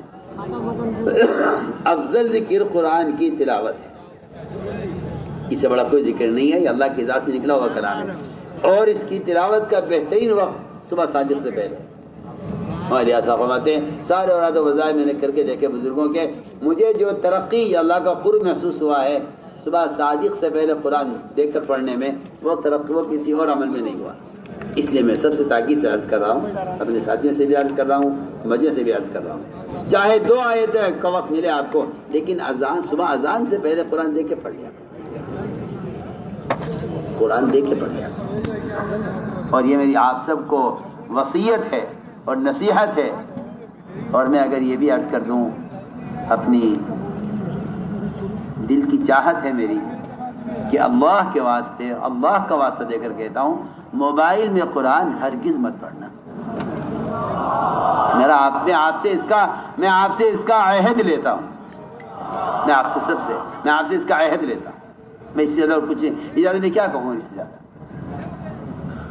میں آپ سے اس کا عہد لیتا ہوں کہ اس گندے موبائل میں قرآن کا رکھنا کسی بھی طرح عقل اس کو قبول نہیں کرتی ہے۔ آپ لاکھ باتیں بنائیں، آپ لاکھ توجیحات کریں، لاکھ تعبیرات کریں، اس سے کوئی فائدہ نہیں ہے۔ یہ قرآن کی بے حرمتی کا فتنہ ہے اس زمانے کا، جس کو مسلمان سمجھ نہیں رہا ہے۔ آپ سوچئے نا، اپنے ماں باپ کی تصویر آپ قرآن میں نہیں لگا سکتے، آپ کہتے ہیں قرآن کی عظمت کے خلاف ہے، میں اپنے ماں باپ کی تصویر قرآن میں لگاؤں گا؟ سوچئے آپ، کہیں ایسا ممکن ہے کہ آپ قرآن کے ایک اس پیج پر ماں کی تصویر لگائیں، باپ کی تصویر لگا لیں؟ آپ کہیں گے نہیں، قرآن کی عظمت کے خلاف ہے۔ تو سینکڑوں گندی ننگی تصویروں میں قرآن کے رکھنے کی ہمت کیسے ہو جائے؟ میں حیران ہوں آپ کی اس رائے سے، جبکہ میں عرض کر چکا ہوں کہ ریڈیو جس زمانے میں آیا تھا شروع میں، تو حضرت مولانا اشرف علی تھانوی رحمۃ اللہ علیہ، ان سے ایک صاحب نے مسئلہ معلوم کیا کہ کیا ریڈیو پر قرآن سن سکتے ہیں؟ فرمایا جس ریڈیو میں گانا بجانا ہوتا ہے اسی میں قرآن، ادھر کا اسٹیشن لگاؤ تو قرآن، ادھر کا اسٹیشن لگاؤ تو گانا۔ فرمایا اسی ریڈیو پر گانا، حالانکہ وہ اسٹیشن الگ ہے، یہ الگ ہے۔ فرمایا کہ ریڈیو پر قرآن سننا بھی جائز نہیں ہے اور ریڈیو پر قرآن پڑھنا بھی جائز نہیں ہے لوگوں کو سنانے کے لیے۔ سنیے آپ فتویٰ دیکھیے چھپا ہوا ہے، میں تو کوئی خیالی باتیں کرتا نہیں اللہ کے فضل سے. میں تو حیران ہی ہوں کہ صحابہ کے طریقوں سے، سلف کے طریقوں سے امت کیسی الٹی بھاگی جا رہی ہے، امت کیسی الٹی بھاگی جا رہی ہے. حضرت عثمان کا قرآن پھٹ گیا تھا مسلسل دیکھ کر پڑھنے کی وجہ. آپ باتیں بناتے ہیں کہ بھائی موبائل ہے جو چاہے کر لو. آپ شراب کی بوتل میں زمزم بھر کے پئیں اور لوگ آپ کو شرابی کہیں تو لوگ سچ بول رہے ہیں، آپ جھوٹ بول رہے ہیں. اچھی بات ہے، جو بات صاف ہو گیا. اتقوا مواضعت تہمت کی جگہوں سے بچنے کا حکم ہے. اور آج اگر لوگ دیکھ رہے تو لوگوں کو دیکھ رہے تو کیا بات ہے، میں تو قرآن پڑھ رہا ہوں موبائل میں. سوچیے تھانی کا فتویٰ آپ غور کیجیے جو میں کہہ رہا ہوں. ریڈیو جس میں سوائے آوازوں کی کچھ نہیں ہے. فرمایا کہ اگر ریڈیو کے اندر گانا بجانا بھی ہوتا ہے اسی میں، اور ایک اسٹیشن پر قرآن کی قرات بھی آتی ہے، تو فرمایا کہ ریڈیو پر قرآن کا سننا بھی جائز نہیں ہے، اور اگر کوئی سن رہا ہو تو اس کو روکنا واجب ہے. اور قرآن کو ریڈیو پر سننا قرآن کی بے حرمتی ہے، اور قرآن کے ساتھ تلاعب ہے، یعنی قرآن کو کھیل بنانا ہے. یہ تھانوی کا فتویٰ چھپا ہوا ہے. آپ بتائیے، آپ بتائیے کہ کیا ریڈیو زیادہ برا تھا یا موبائل زیادہ برا ہے؟ بتائیے آپ کی کیا خیال ہے؟ بولیے، آپ بولیے، بتائیے آپ سوچیے. یہ تھانوی کا فتویٰ ہے، چھپا ہوا ہے. صحابہ کے طریقوں سے دور کرنے کے لیے نئے طریقے ایجاد کیے جا رہے ہیں. اس لیے تاکید سے کہہ رہا ہوں کہ قرآن سفر میں ساتھ رکھو اور قرآن کھول کر قرآن میں دیکھ کر پڑھو. یہی صحابہ کا طریقہ ہے، یہی صحابہ کا طریقہ ہے. قرآن کھول کر دیکھ کر پڑھنا یہی صحابہ کا طریقہ ہے. سفر میں آپ ٹرین میں ہوں، بس میں ہوں، قرآن ساتھ رکھیں. آپ قرآن کھول کے دیکھ کے پڑھیں گے نا، بس میں جتنے لوگ بیٹھے ہیں سب کے لیے آپ کا قرآن پڑھنا عملی دعوت بنے گا. آپ موبائل میں قرآن پڑھ رہے ہیں، آپ قرآن کی دعوت نہیں دے رہے، آپ موبائل کی دعوت دے رہے ہیں. اسی کیا معلوم آپ کیا کر رہے ہیں؟ اب تحریر کی نہیں کہ برابر والے کو خبر نہیں آپ کیا کر رہے ہیں. بتائیے آپ کی عملی دعوت کیسی ختم ہوتی جا رہی ہے، اور یہود و نصارہ کے طریقے آپ کے ذکر و اذکار کو کیسے غالب آتے جا رہے ہیں. اب ہاتھوں میں بھی دانے کی تسبیح نہیں ہے، اب ہاتھوں میں وہ دانے، وہ الیکٹرانک تسبیحاں ہیں. میں تو حیران ہوتا ہوں دیکھ کر. میں نے کہا دیکھو انہیں سنت سے کیسی نفرت ہوتی جا رہی ہے اور رواج کی کیسی محبت ہوتی چلی جا رہی ہے. رہا جائز، ہاں جائز کی پٹی بندی ہوئی آنکھوں پر، جائز جائز کہتے رہو، کرتے رہو. سنت کی کوئی پرواہ نہیں کہ سنت کیا، جبکہ سنت گٹھلیاں سنت ہے. آپ صلی اللہ علیہ وسلم نے خود دیکھ کر فرمایا. حضرت صفیہ کو گٹھلیاں گنتے ہوئے دیکھا ہے آپ نے. جس عمل کو آپ نے ہوتے ہوئے دیکھا ہے اور نکیر نہیں فرمائی، وہ عمل بھی سنت میں شامل ہے. ابو ہریرہ رضی اللہ تعالیٰ عنہ نے تاگے میں گراہیں باندھ کر اس کی تصویر بنائی ہوئی تھی، اور وہ اس پر 12,000 استغفار روزانہ کرتے. کتنے استغفار؟ جی روزانہ 12,000. جی روزانہ استغفار 12,000 استغفار کرتے تھے. اور میں نے کہا یہ میرے گناہوں کا بدل ہے. جتنے میرے گناہ ہیں روزانہ کی اتنے استغفار ہے. 12,000 گناہ کون کر لے گا بتا؟ سنیے میں کیا کہہ رہا ہوں. اور اب نیا نظام ہے کہ چھوڑیں گے تصویر کیا یہ لوگ، اور کیوں کہ تاکہ لوگوں سے میں اپنے عمل کو چھپا سکوں. میں آپ سے بہت اہم بات کہہ رہا ہوں. لوگ اپنے عمل کو چھپاتے ہیں یہ سمجھ کر کہ اخلاص اسی میں ہے، جبکہ یہ شیطان کا دھوکہ ہے کہ وہ عمل کو اس لیے چھپانا چاہتا ہے تاکہ عمل ختم ہو جائے. میری بات آپ یاد رکھنا، عمل کو چھپانا اخلاص نہیں ہے، اور عمل کو دکھانے کے لیے کرنا ریا نہیں ہے. عمل دکھانے کے لیے کرنا تو بہت کام کی بات کہہ رہا ہوں آپ سے. عمل کو ظاہر کرنا ریا نہیں ہے، عمل کو ظاہر کرنا تو عملی دعوت ہے. اللہ کے غیر کو خوش کرنے کے لیے عمل کرنا ریا ہے، لیکن عمل کو ظاہر کرنا یہ تو عین عملی دعوت ہے. اس پر تو آپ کو ڈبل اجر ملے گا. آپ اگر چھپ کر عمل کر رہے ہیں تو آپ کو اکہرا اجر ملے گا، اگر آپ کھل کر عمل کریں تو آپ کو ڈبل اجر ملے گا. آپ کے عمل کا اجر بھی ملے گا، دیکھنے والے عمل کریں گے ان کا بھی اجر آپ کو ملے گا. آپ کا ہاتھ میں تصویر ہوتی تو لوگ آپ کی تصویر کو دیکھ کر خیال رکھیں چلو بھائی ہم بھی تصویر نکال لیں، جو کوئی سب پڑھ رہے ہیں ہم بھی نکال لیں.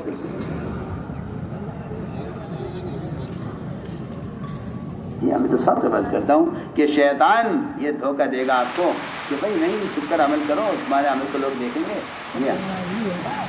کفار نے کہا تھا ابو بکر صدیق رضی اللہ عنہ سے کہ آپ کو تلاوت کرنی ہے نا، آپ کمرے کے اندر کیجئے نا، آپ باہر کیوں کر رہے تلاوت؟ اگر آپ باہر تلاوت کریں گے تو آپ کو مکے سے نکال دیں گے۔ کیوں؟ اس لیے کہ آپ کی اگر تلاوت زور سے ہوگی تو لوگ اسلام کی طرف آئیں گے، ان کی تلاوت داعیانہ تلاوت ہے۔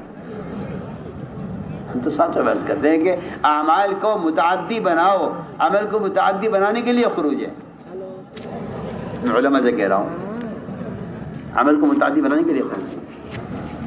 آپ اس خیال ذہن سے نکال دیجئے کہ آپ اخبار رسائل کے ذریعے سے دین کی باتوں کو پھیلا دیں گے تو دین پھیل جائے گا۔ میں تو ساتھ بحث کرتا ہوں کہ وہ تو عملی جو منظر ہے عمل کا وہ دلوں کو پلٹتا ہے۔ ہندا جیسی سنگ دل عورت حتم جو کلر چبانے والی، وہ رات کے تہجد کا منظر دیکھ کر اس نے اسلام قبول کیا ہے۔ ابو سفیان نے کہا تو اس دین کا انکار کرتی، تو نے اس دین کیسے قبول کر لیا؟ کہ ابو سفیان ایک طرف ہٹ جا، تو نے وہ رات کا منظر نہیں دیکھا جو میں نے دیکھا ہے، تہجد کا، صحابہ کے اور رکوع سجدے کا اور دعاؤں کا اور تلاوت کا جو منظر میں نے دیکھا تو نے نہیں دیکھا۔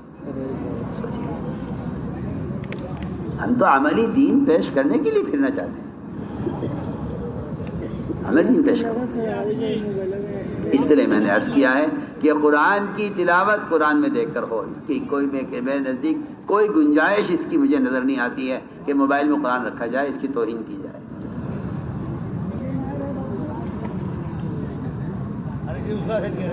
قادسیہ کی جنگ میں صحابہ نے قرآن ساتھ رکھا ہوا تھا۔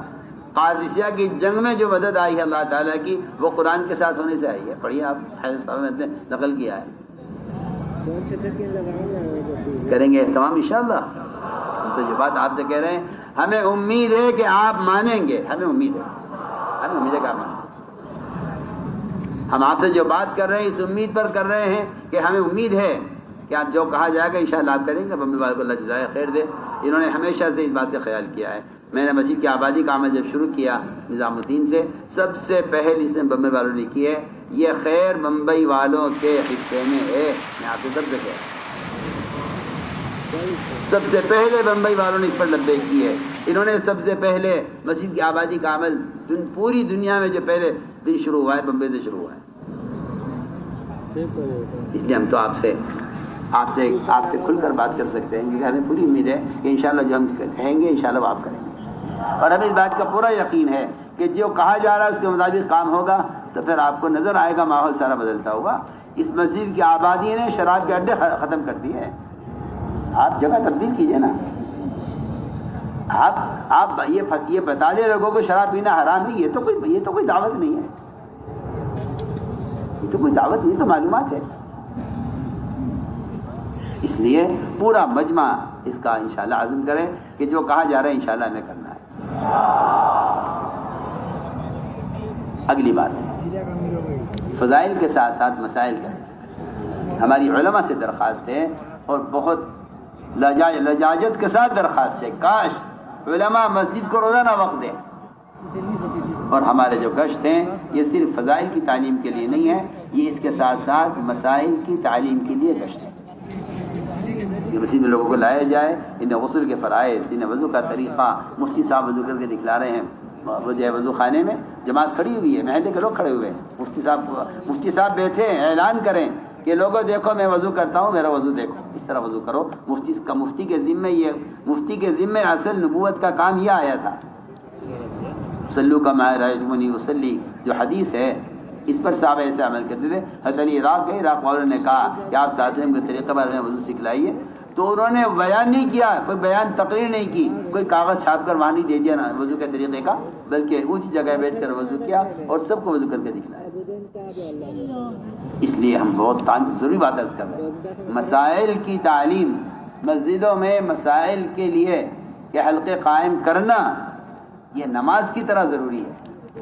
امام کے ذمہ ہے، اگر وہ عالم ہے اور مفتی ہے امام کے ذمہ ہے، وہ نہیں کر سکتا تو مقامی علماء کو چاہیے کہ وہ روزانہ اپنا وقت مسجد کے لیے فارغ کریں اور عوام سے اختلاط کریں۔ ہمارے یہاں مسجد کی آبادی کا ایک بنیادی مقصد وہ مسائل کے حلقے کا وجود میں آنا ہے۔ تبلیغ کا کام کوئی مسائل سے ہٹ کر کوئی کام نہیں ہے، کہ بھئی ان کا کام تو فضائل کا ہے، ہمارا مسائل کا کام کا نہیں ہے، کیا آپ کیا بات کر رہے ہیں؟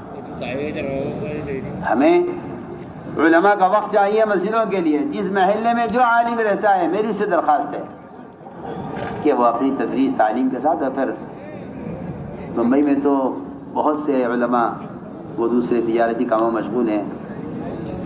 میرا دل چاہتا ہے کہ علماء 8 گھنٹے مسجد کو دیں اپنی تجارت کے ساتھ، تاکہ ان کے عوام کی اختلاط سے دینی تعلیم، امت کو دینی تعلیم دی جائے. یہ صرف کتاب چھاپ کر دے دینا میرے نزدیک اس بہتے سمندر کا کوئی کتاب ان کو یہ سکھلانے کا کوئی علاج نہیں ہے. ان کو تو اصل میں صبح میں نے کل بھی علماء سے عرض کیا تھا کہ بھائی اصل صحبت چاہیے، اصل صحبت چاہیے، عوام علماء کا اجتماع چاہیے مسجد کی سطح پر، جو اصل مقصد ہے، جو اصل نبی کا طریقہ تعلیم ہے وہ چاہیے. اور مکاتب کو قائم کرنے کا پورا مجمع اس کا فکر کرے. کوئی مسجد مکتب سے خالی نہ ہو اور کوئی مسلمان بوڑھا سے بوڑھا یا بچے سے بچہ کوئی مسلمان اس مکتب کے حلقے سے الگ نہ ہو. ہر ایک کو دعوت دے کر ہماری تو گشتوں میں بھی اس کی کوشش کی جائے کہ بچوں کو، بوڑھوں کو، جوانوں کو، سب کو لے کر مسجد میں، مکتب میں، تعلیم کے حلقے میں لا کر جوڑا جائے. جو جتنا وقت مسجد کو دے رہا ہے اس میں اس کو دین سکھلانا، یہ اصل مجمع لانے کا مقصد ہے. کہ آنے والے کی نوعیت کو دیکھو، اسے کلمہ یاد نہیں، کلمہ سکھلاؤ، اسے نماز نہیں آتی، نماز سکھلاؤ، اسے غسل کے فرائض نہیں معلوم، وہ بتلاؤ. اس طرح ہمیں مسائل کی تعلیم مسجدوں سے. حضرت علی فرماتے رضی اللہ تعالی عنہ، شرافت انسانیت کے کاموں میں سے ایک کام یہ ہے کہ علماء کی ہر مسجد میں علماء کی ایک ایسی جماعت بنائی جائے جو وہاں کے عوام کو دین کے لیے کافی ہو جائے. حضرت علی فرماتے رضی اللہ تعالی کہ شرافت انسانی کے کاموں میں سے ایک کام یہ ہے کہ مسجدوں میں، اور یہ حضرت علی کا یہ قول مفتی شفیع رحمۃ اللہ علیہ نے معاذ قرآن میں نقل کیا ہے اس آیت کے ذیل میں، جس نے فرمایا اللہ تعالیٰ نے منع مساجد اللہ یذکر فیہا اسمہ وسعی فی خرابہا، اس آیت کے ذیل میں یہ قول نقل کیا ہے طریقہ کہ شرافت انسانیت کے کاموں میں سے ایک کام یہ بھی ہے کہ مسجد کی آبادی کی محنت کی جائے، اور دوسرا کام یہ ہے کہ ہر مسجد میں علماء کی ایک جماعت تشکیل کی جائے جو وہاں کے عوام کو دین سکھلانے کے لیے کافی ہو جائے. اس طرح ہمیں مسائل علماء سے معلوم کرنے ہیں. میرے دوستو، جب ان سارے اعمال سے کے ذریعے بندے کے اللہ کے درمیان کا تعلق اچھا ہو جاتا ہے، تو پھر میں آپ سے بہت آسان بات عرض کر رہا ہوں کہ اللہ کا تعلق ہو جاتا ہے تو پھر اس کے مخلوق کے درمیان کے تعلقات بھی درست ہو جاتے ہیں. گھریلو جھگڑے، برادریوں کے جھگڑے، یہ سارے حالات درست ہو جاتے ہیں، کیونکہ آپس میں آدمی جب لڑتا ہے جب یہ نعوذ باللہ اللہ تعالیٰ سے بے تعلق ہو جاتا ہے. جب اللہ سے بے تعلق ہو جائے گا تو آپس کے تعلقات ختم ہو جائیں گے. اس لیے قرآن نے یہ کہا ہے کہ بے غرض محبت جو پیدا ہوگی ایمان والوں میں، وہ تو ایمان اعمال صالحہ سے ہی پیدا ہوگی. ان الذین آمنوا وعملوا الصالحات سیجعل لهم الرحمن ودا، کہ ہم بے غرض محبت جو پیدا کریں گے تمہارے درمیان، وہ ایمان اعمال صالح پر تمہارا جمع ہونا ہے. اگر یہ نیک اعمال ہیں اور یہ معمولات ہیں ہمارے، تو پھر میں کہتا ہوں کہ خود بخود ہمارے مخلوق کے درمیان کے تعلقات درست ہو جائیں. وہ تو جن کا تعلق اللہ سے بگڑ جاتا ہے، پھر ان ایسے لوگوں کے آپس کے تعلقات بگڑتے ہیں. اس طرح ہمیں اس کی پوری کوشش کرنی ہے کہ اس راستے میں نکلنے کا ایک بہت بنیادی مقصد. اب تک میں جو کچھ کہہ رہا ہوں، خروج میں نکلنے کا فائدہ کیا ہے؟ ایمان سے لے کر آج اخلاق تک نکلنے کی غرض اپنے اخلاق میں کمال پیدا کرنا ہے. کہ کیا آپ کوئی صاحب کہیں گے کہ کیا اس کے بغیر اخلاق ٹھیک نہیں ہوں گے؟ کیونکہ لوگوں کو علم نہیں ہے نا، علم نہیں ہے، معترض جاہل ہوتا ہے نا. چلو جی یہ کہہ دیا انہوں نے تو کہ تبلیغ جماعت میں نکلو گے تو اخلاق درست ہوں گے. اچھی بات ہے، عجیب سوچ ہے، کیونکہ اعتراض تو بیچارے کر لیتے ہیں، حدیثیں نہیں پڑھتے. اعتراض تو کر لیتے ہیں مگر حدیث نہیں پڑھتے. صحیح روایت ہے، یا اقسم اغزما غیر قومی، یہ حکم دیکھیے حدیث میں. او اقسم ایک صحابی کا نام تھا. اللہ کے راستے میں نکلا کرو ان لوگوں کے ساتھ جنہیں تم پہچانتے نہیں ہو، جانتے نہیں ہو، نہ تمہارے رشتے دار ہیں، نہ تمہاری برادری ہے، نہ تمہاری قوم کے ہیں، اجنبی لوگ ہیں. ان کے ساتھ نکلا کرو جماعت میں. کیوں؟ فرمایا اگر تم اجنبیوں کے ساتھ نکلو گے اللہ کے راستے میں تمہارے اخلاق بہت اچھے ہو جائیں گے اور تم قوم بعزت ہو جاؤ گے. کیوں؟ اس لیے کہ میرے دوستو عزیزو، اکرام کا جو مجاہدہ ہے اصل وہ بھائی کا، دوست کا، استاد کا، چاچا کا، تایا کا اکرام کر لینا. یہ اکرام کا مجاہدہ نہیں ہے. اکرام کا مجاہدہ یہ ہے کہ میں ایک ایسے آدمی کی خدمت کروں جس کو میں جانتا نہیں، جس کا مجھ پر کوئی احسان نہیں ہے، جس کے میرا کوئی رشتہ داری کوئی تعلق نہیں ہے. وہاں اکرام کا مجاہدہ ہے. جماعت میں نکل کر جب خدمت ذمہ آتی ہے، جی ہاں آپ کو کھانا پکانا ہے، آپ کو آگ جلانی ہے، یہ آگ جلاؤں گا میں تو میرے گھر میں کبھی ایک پانی اپنے ہاتھ سے نہیں پیا، میرے تو گھر میں 10 ملازم ہیں. کہ ہاں ٹھیک بات ہے، لیکن اس راستے میں نکل کر منبر سے لے کر بیت الخلا کے صاف کرنے تک سارے کام برابر ہیں. محمد صلی اللہ علیہ وسلم جب منبر سے بیٹھ کر صحابہ کو نصیحت کیا کرتے تھے، آپ نے اللہ کے راستے میں نکل کر آگ جلانے کے لیے لکڑیاں خود چنی ہیں. صحابہ سے کہا میں لکڑی چن کر لاتا ہوں جنگل سے، کھانا تم پکاؤ گے، گوشت تم کاٹو گے، بکری تم ذبح کرو گے اور لکڑی میں لے کر آؤں گا. بتائیے آپ اگر محمد صلی اللہ علیہ وسلم یہ کام کر سکتے ہیں تو میری اور آپ کی کیا حیثیت ہے. تو میں نے عرض کیا کہ خروج سے اخلاق کا بہتر ہونا یہ اس بات کی پکی علامت ہے، اور یہ حدیث دلیل ہے اس کی. یا اقسم اغزو مع غیر قومک یحسن خلقک، کہ اقسم اللہ کے راستے میں نکلا کرو اجنبیوں کے ساتھ. صحیح بات ہے. ایک جماعت میں تو کہتا ہوں کہ اللہ نے اس زمانے میں یہ وہ نعمت دی ہے کہ جس نے کالوں کو، گوروں کو، انگریزی والے، اردو والے، بنگلہ والے، فرانس والے، روس والے، کہاں والے ایک جماعت میں 6 زبانوں کے لوگ ہوتے ہیں. ایک جماعت میں 4 رنگ کے لوگ ہوتے ہیں. ایک جماعت میں مالدار بھی ہے، غریب بھی ہے. ایک جماعت ابھی آئی ہمارے یہاں نظام الدین، ایک صاحب ملے مجھے اس میں جماعت میں، انہوں نے مجھ سے دعا کے لیے کہا. میں نے کہا بھائی کیا بات ہے؟ کہنے کہ جی بہت پریشان ہوں اور بالکل فقر کی نوبت ہے گھر میں. خیر بیچارے نے حال بتلایا. میں پھر کیسے آئے کہ جی وہ قرض لے کے نکلا ہوں. اسی جماعت میں ایک صاحب اور تھے. اس کے بعد وہ ملا تو وہ ملے کہ جی میں بھی نہیں کی جماعت میں ہوں. وہ چلا گیا. میں نے کہا آپ کہاں سے؟ اس نے کہا جی میں تو کروڑپتی آدمی ہوں، میرا تو سارا کاروبار دبئی میں پھیلا ہوا ہے، دبئی میں رہتا ہوں، 4 ہوٹل ہیں دبئی میں، بہت مالدار. میں سوچے پڑ گیا. میں نے کہا یہ اس کی جماعت میں 4 مہینے کی جماعت ہے، یہ اس کی جماعت میں 1 کروڑپتی آدمی سے لے کر ایک وہ آدمی بھی ہے جس کے گھر میں کھانے کو نہیں. امت کے درمیان جو طبقاتی فرق تھا، میں کہتا ہوں اس وقت یہ ہے دعوت کی یہ محنت جس نے امت کے درمیان کی طبقاتی فرق کو، یہ عزیز ہیں، یہ ذلیل ہیں، یہ اونچے ہیں، یہ نیچے ہیں، یہ مالدار ہیں، یہ غریب ہیں، یہ کالے ہیں، گورے ہیں، اس کام نے اس فرق کو کاٹا ہے، اس کام نے اس فرق کو ختم کیا ہے. امت بنانے کے لیے دعوت کا یہ اسلوب اور دعوت کا یہ طریقہ یہ ایک بنیادی سبب ہے امت کے بننے کے لیے، امت کے جمع ہونے کے لیے، امت کے درمیان کے طبقاتی فرق کے ختم ہونے کے لیے. تو میں نے عرض کیا کہ جماعت میں نکل کر خدمت میں اپنے آپ کو خود پیش کرنا. یہ کام نہیں کرنا، اپنے آپ کو خود پیش کرو، اپنی ضرورت خود پوری کرو، ساتھیوں کے کاموں میں ہاتھ بٹاؤ. بلکہ یہاں تک آتا ہے روایتوں میں، حدیث میں آتا ہے کہ اللہ کا تعلق بندے سے، بندے کا تعلق اللہ سے اس وقت تک باقی رہتا ہے جب تک یہ دوسروں سے خدمت نہیں لیتا. عجیب حدیث ہے.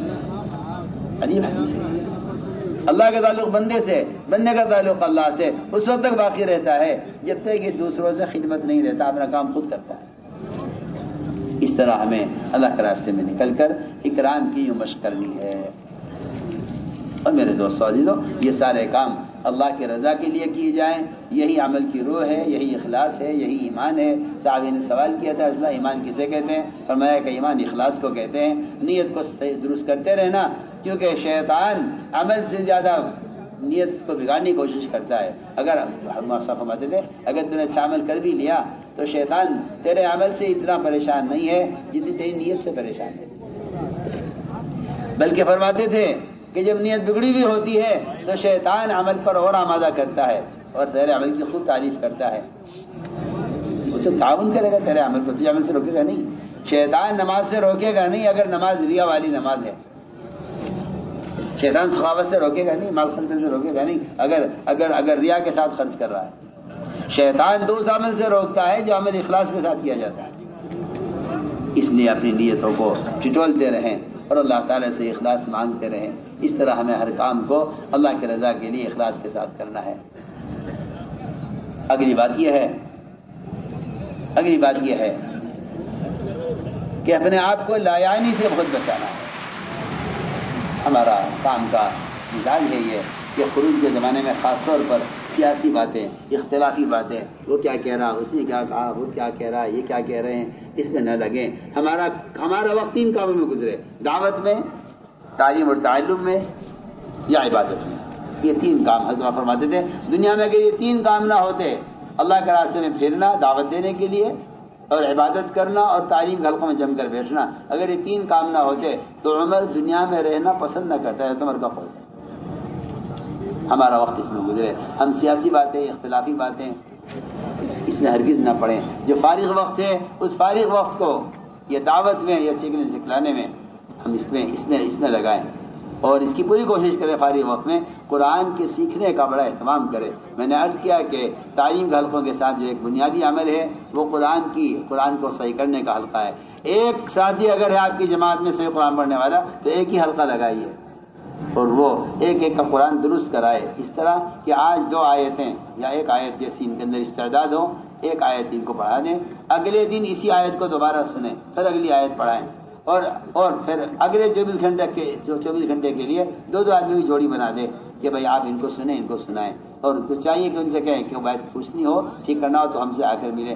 ہر جماعت میں ایک قاری، ایک عالم کا ہونا اس لیے ضروری ہے تاکہ ان کی نماز بھی درست ہو جائے، ان کا قرآن بھی درست ہو جائے، انہیں مسائل بھی معلوم ہو جائے۔ اس طرح ہمیں انشاءاللہ قرآن کی تلاوت کا اور اس طرح قرآن کے حلقوں کا اہتمام کرنا ہے۔ 6 صفات کا مذاکرہ جیسے میں نے عرض کیا ہے کہ ان صفات کو اس طرح سمجھانے کی کوشش کرو عملی طور پر کہ اس کی عملی محنت کیا ہے۔ صرف 6 نمبر بیان کر دینا کوئی کمال نہیں ہے۔ یہ 6 صفات ہیں جنہیں اپنے اندر عملی طور پر ہمیں پیدا کرنا ہے، کریں گے انشاءاللہ۔ اس طرح ہماری جماعت امیر کی اطاعت کے ساتھ چلے، جہاں کا رخ بنا ہے جماعتیں وہاں جائیں، جس علاقے میں جس ملک میں جانا طے کر دیا ہے وہاں جا کر وہیں کام کرے جہاں کا رخ دیا گیا ہے۔ اپنے رخ بدل دینا، یہ جماعت کا کہیں سے کہیں چلا جانا، یہ مناسب بات نہیں ہے۔ جہاں کا رخ بنے وہاں جماعتیں جائیں، جہاں تک ہو سکے پیدل چلیں۔ پیدل چلنے سے زیادہ اللہ کے غصے کو ٹھنڈا کرنے والا کوئی اور عمل نہیں ہے۔ سب سے زیادہ اللہ تعالیٰ کا غصہ ٹھنڈا ہوتا ہے پیدل چلنے سے۔ صحابہ میں سواریوں کو ہوتے ہوئے پیدل چلنا ثابت ہے۔ اس کی پوری کوشش کریں، جہاں تک ہو سکے بستی بستی، گاؤں گاؤں پیدل چلیں۔ البتہ کہیں ضرورت پیش آ جائے، لمبی کہیں مسافت آبادی کوئی نہیں ہے تو گاڑیوں سے بھی اپنا سفر طے کر سکتے ہیں، کوئی حرج نہیں ہے۔ پیدل چلنے کا مطلب نہیں کہ آدمی سواری پہ قسم کھا لے کے پیر نہیں رکھنا ہے، اور سواری کا مطلب یہ نہیں ہے کہ آدمی کو تھوڑی دور جانا ہے کہ سواری لاؤ، کہ نہیں۔ صحابہ کے پیدل چلنے کا اجر احتساب غور کرتے ہوئے اور اس خیال سے پیدل چلا کرو کہ جو غبار اڑ رہا ہے جنت میں میرے حسن کو بڑھانے کے لیے استعمال کیا جائے گا، اور اگر اس کے چند ذرات میری ناک میں داخل ہو گئے تو جہنم کی آگ اس ناک میں اس کا دھواں بھی داخل نہیں ہوگا۔ اس یقین کے ساتھ پیدل چلنے کی کوشش کیا کرو۔ اس سے زیادہ اللہ کے عذاب کو اور غصے کو ٹھنڈا کرنے والا کوئی عمل نہیں ہے۔ جہاں کا رخ بنے جماعتیں وہاں جائیں، اور ہمارا سب سے پہلا کام مسجد سے ہم ابتدا کریں۔ مسجد میں داخل ہوں سنت کے مطابق، دائیں پہ مسجد میں داخل کریں اور ایک طرف قریب سے سامان ایک طرف لگا دیں۔ تو اگر مکروہ وقت نہیں ہے تو پھر 2 رکعت تحیۃ المسجد سب سے پہلے پڑھیں، اور باوضو رہیں۔ باوضو رہنا تو مصلی رہنا ہے، باوضو رہنا تو شیطان سے محفوظ رہنا ہے۔ مسجد میں 2 رکعت جو ہے تحیۃ المسجد پڑھ کر پھر سب سے اہم کام مشورے کا ہے. مشورے میں کوشش کیجئے مقامی ساتھیوں کو شریک کرنے کی، لیکن مسجد میں مؤذن بھی ہوگا، امام صاحب بھی ہوں گے، اور بھی مسجد کے 2-4 آدمی ہوتے ہیں، ان کو مشورے میں ضرور شریک کریں. میری سب سے درخواست ہے کسی بھی ملک میں کسی بھی محلے میں جماعت جائے تو وہاں کے مقامی ساتھیوں کے ساتھ مل کر نکلنے والی جماعت مقامی جماعت اس طرح ایک ہو جائے گویا یہ ایک جماعت مکمل آئی ہے. ممبئی کے اجتماع سے یہ جماعت مکمل نظام الدین سے آئی تھی. ایسے ہو جائیں مقامی ساتھی اور باہر کے آنے والے ساتھی، ان کا مشورہ ایک، ان کا تعلیم کا حلقہ ایک، ان کا گشت ایک ساتھ، ان کی ملاقاتیں ایک ساتھ، مسجد کی آبادی کی محنت ایک ساتھ. اگر یہ سارے کام آپ نے ساتھ مل کر نہیں کیے تو آپ مقامی کام کہیں چھوڑ کر نہیں آئیں گے. ہم یہ بہت اہم بات کہہ رہے ہیں. نکلنے والی جماعت ہے یہ نہ کہیں جی آپ کا وقت سے ہمارے اس وقت ہے. مقامی لوگ دیکھیے، مقامی لوگوں کا تو نظام بنا ہوا ہے، ان کا تو نظام بنا ہوا ہے. ہماری جماعت جو باہر سے گئی ہے اس کو چاہیے کہ یہ مقامی لوگوں کے وقت کی کا اہتمام کریں. ان کا گشت ہو رہا ہے آپ کے یہ ہمارا آرام کا وقت ہے، ان کی تعلیم ہو رہی ہے آپ کے تو ہمارا فلاح عمل کا وقت ہے. نہیں، بلکہ باہر سے آنے والی جماعت کو چاہیے کہ مہاجرین کی طرح مقام کے انصار کے ساتھ ایسے مل جائیں، عزم ہو جائیں کہ سب مل کر اجتماعی طور پر کام کریں. ہم مقامی لوگوں کو اپنے ساتھیوں کے ساتھ ملا کر 2 جماعتیں بنا لیں. مقامی ساتھی ہمارے ساتھی کچھ مسجد میں، مقامی ساتھی ہمارے ساتھی کچھ باہر کی ملاقاتوں میں. اس طرح اگر آپ کریں گے تو پھر ہر جگہ انشاءاللہ اس سے مقامی لوگ کام کو سمجھیں گے. اس طرح ہمیں ہر جگہ جا کر محنت کا نظم بنانا ہے. مقامی لوگوں سے پوچھیں کہ یہاں خواص کہاں ہیں، ملاقات ان سے بھی کرنی ہے، اور علماء سے بھی زیارت کرنی ہے، اور یہاں عوام سے بھی ملاقاتیں کرنی ہے. 4 ماہ لگائے ہوئے ساتھی کون کون ہیں، کتنے ہیں، ہمیں ان سے ملاقاتیں کر کے انہیں ملکوں کے لیے تشکیلیں ان کی کرنی ہے جن کی شرائط پوری ہوتی ہیں ملکوں میں جانے کے لیے. ہر جگہ سے انشاءاللہ ہمیں نقد جماعتیں نکالنی ہیں، ہر جگہ مقامی کام جمانے کے لیے. دیکھو میری بات ذرا کان کھول کے سنیں سب. مسجد کی آبادی کا عمل ہر مسجد میں کرنا ہے. آپ یہ نہ جا کے پوچھیے کہاں ہوتی ہے. آپ جماعت میں نکل رہے ہیں، آپ کی ذمہ داری ہے مقامی ساتھیوں کو ساتھ لے کر مسجد کی آبادی کا عمل کر کے دکھانا آپ کی ذمہ داری ہے. آسان بات ہے بالکل. 2 لفظوں میں مسجد کی آبادی کے میں درج کر دیتا ہوں. مسجد میں اعمال دعوت قائم کرتے ہوئے باہر کی ملاقاتوں کے ذریعے لوگوں کو مسجد میں لانا، یہ مسجد کی 2.5 گھنٹے کی محنت بھی یہی ہے، اور مسجد کی آبادی کی محنت بھی یہی ہے. کوئی الگ الگ 2 چیزیں نہیں ہیں. 2.5 گھنٹے کی محنت بھی یہی ہے اور مسجد کی آبادی کی محنت بھی یہی ہے. دعوت تعلیم استقبال اسی کو کہتے ہیں کہ مسجد میں اعمال دعوت قائم کرتے ہوئے ہر فرد کو دعوت کے نام میں ملا کر انشاءاللہ کریں گے تمام. اگلی بات یہ ہے آخری کہ اس سارے کاموں میں جو اللہ کی اصل مدد آئے گی وہ طلب سے، دعاؤں سے، عاجزی سے، اپنے آپ کو ناکارہ یقین کرنے سے، دن بھر کی محنت کے بعد اللہ کے سامنے کہ اللہ یہ میں محمد صلی اللہ علیہ وسلم جن سے اللہ نے مدد کا قرآن میں بار بار وعدہ کیا ہوا ہے، وہ کیا کہہ رہے ہیں؟ اشکو لے گا ذوق قوت. اے اللہ میں اپنے ذوق کا تجھ سے سامنے اقرار کرتا ہوں. اے اللہ میں شکایت کرتا ہوں اپنے ذوق کی تیرے سامنے، بجائے ستانے والوں کی شکایت کرنے کے، نہ ماننے والوں کی شکایت کرنے کے، اپنے ذوق کی شکایت کرے. میں کام کر نہیں سکا، میں ان کو سمجھا نہیں سکا. اے اللہ قلوب تیرے ہاتھ میں ہیں، تو ان کے دلوں کو پھیر دے. اگر یہ راتوں کی، میں کہتا ہوں واقعی اتنی دیر دعائیں مانگا کرو کہ ہاتھ تھک جائیں اٹھائے اتنی دیر دعائیں مانگا تو میں جتنی دیر دعا مانگو گے نا، کافی دیر کے بعد تمہیں محسوس ہوگا کہ اللہ تعالیٰ متوجہ ہو رہے ہیں.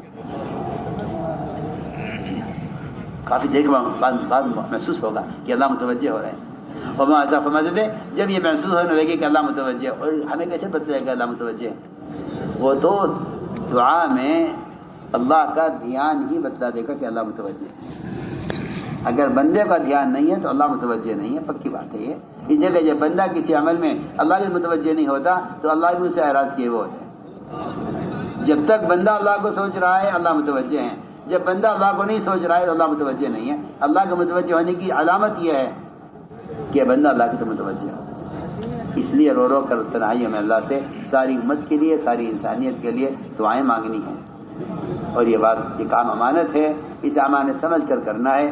اور جو محنت اور نقل و حرکت اور کوشش مردوں پر محنت کی ہے، میں کہتا ہوں کہ وہی محنت روزانہ اپنے گھر کے اندر ان اعمال کو قائم کرنے کی ہے. کیونکہ گھر کے یہ اعمال اپنا اندر اتنا اثر رکھتے ہیں کہ عمر رضی اللہ تعالیٰ حسن کو قتل کرنے کے لیے نکلے تھے.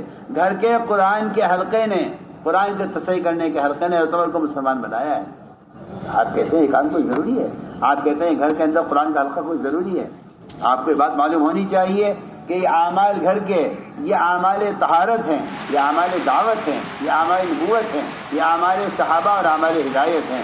انہیں ہدایت اور تربیت کے طہارت کے یقین کے ساتھ کیا جائے. اللہ صاف فرما رہے ہیں قرآن میں کہ اللہ گھر کے اعمال کی میں پاک کرنا چاہتے ہیں. اللہ چاہتے ہیں پاک کرنا, تو بتائیے تو صحیح, کون انکار کرے گا اس کا؟ ادھر ادھر کی باتوں میں آنے کے بجائے کہ کیا یہ قرآن کی تصدیق کہاں سے شروع ہو گیا. اچھا, معلوم ہوتا ہے کہ آپ کو سیرت سے کوئی آپ کو کوئی تعلق ہی نہیں ہے, آپ کو قرآن سے اور حدیث سے کوئی وابستگی ہی نہیں معلوم ہوتی. آپ کہتے ہیں قرآن کا حلقہ کوئی ضروری نہیں ہے. کیا آپ نے قرآن نہیں پڑھا ہے؟ کیا آپ نے حدیث نہیں پڑھی ہے؟ کیا آپ کو عمر کی اسلام آنے کا قصہ معلوم نہیں ہے؟ میرے دوستوں عزیزو, یہ وہ اعمال نبوت ہیں اور اس دعوت کے کام کی بنیادی سیرت پر ہے. اس کا ہر عمل اور اس کا ہر کام وہ سیرت کی روشنی میں ہے, اور سیرت اس کام کی بنیاد ہے. اس لیے پورا مجمع اس کا عزم کر لے کہ روزانہ اپنے گھر کے اندر جو 5 جامع گھر کے بتلائے جاتے ہیں انہیں انشاءاللہ میں اہتمام سے کریں گے. جن میں قرآن کی تصدیق حلقہ بھی ہے, کتابی تعلیم ہے, کیسی بات کا مذاکرہ کرنا ہے, اللہ کے راستے میں نکلنے کے لیے اپنی عورتوں کو تشکیل کرنا, اور اگر ان کا روزانہ مشورہ اہتمام سے, کل تعلیم کس کے ذمہ ہوگی, قرآن کا حلقہ کس کے ذمہ ہوگا, یہ سارے اعمال گھر میں روزانہ اہتمام سے کیے جائیں, کریں گے انشاءاللہ. عورتوں کا خروج اللہ کی قسم اس زمانے کی ضرورت کے اعتبار سے انتہائی لازم, انتہائی اہم, انتہائی ضروری ہے. میں بار بار کہہ رہا ہوں, یہ وہ سنت محمد صلی اللہ علیہ وسلم کی کہ اگر عورتوں کا خروج نہ ہوا تو آپ کے گھروں سے نہ ارتداد آئے گا, اور آپ کے گھروں سے یہ بے دینی نکلے گی نہیں. اگر عورتوں کا خروج نہ ہوا, ہم تو ہر گھر میں عورتوں کی جماعت داخل کرنا چاہتے ہیں, ہر گھر میں عورتوں کی جماعت داخل کرنا چاہتے ہیں. ہم تو 40 دن کی جماعت اگر مستورات کی ہے تو کم سے کم 2 دن ہر گھر میں قیام کروانا چاہتے ہیں. 20 گھروں میں قیام چاہتے ہیں 40 دن کی جماعت کا, تاکہ 2 دن ایک گھر میں قیام ہو. اس کے بغیر یہ ارتداد کی ہوائیں رکنے والی نہیں ہیں. آپ جتنی چاہیں پمفلیٹ چھاپے, جتنے چاہیں آپ موبائلوں پر دین کی باتیں پھیلائیں. اس سے یہ کسی نبی کا طریقہ ہے نہ کسی صحابی کا طریقہ ہے. یہ آپ نے رواجی طریقہ اختیار کیا ہے سنت کو چھوڑ کر, ورنہ سنت یہ ہے کہ عورتوں کی یہ نقل و حرکت یہ گھروں کے ماحول کو تبدیل کرے. اس لیے یہ عزم کر لیں ہماری سارے ساتھی, 3 سے روزہ مردوں کی جماعت, 2 سے روزہ مردوں کی جماعت کے ساتھ, تیسرے سے روزہ میں مجھے عورتوں کے ساتھ نکلنا ہی نکلنا ہے. یا مسیح کی جماعت کا مشورہ ہے, اس میں کسی کو اختیار نہیں ہے کہ میں مردوں کی جماعت میں نکلوں گا یا عورتوں کی جماعت میں نکلوں گا, اختیار نہیں ہے. 2 سے روزہ میں آپ نے جماعت لگا لیا ہے مردوں کی جماعت کے ساتھ, یہ تیسرا آپ کے مہینے کے سے روزہ ہیں, یہ مستورات کے ساتھ ہیں. 2 چلے آپ کے لگ گئے ہیں مردوں کی جماعت کے ساتھ, یہ تیسرا سال آپ کے خروج کا مستورات کے ساتھ ہے. یا اگر اس کو مسجد کے سطح پر آپ طے کر لیں, چاہے وہ بیرون کا خروج ہو, چاہے وہ چلے کا خروج ہے مستورات کا, چاہے وہ سے روزہ کا خروج ہو, چاہے وہ مستورات کا عشرے کا خروج ہو, اگر یہ خروج آپ کی مسجد کی سطح سے ہوگا تب تو یہ قابو میں آ سکتا ہے. کریں گے مجھے فاروق, ٹھیک ہے نا؟ بات کریں گے.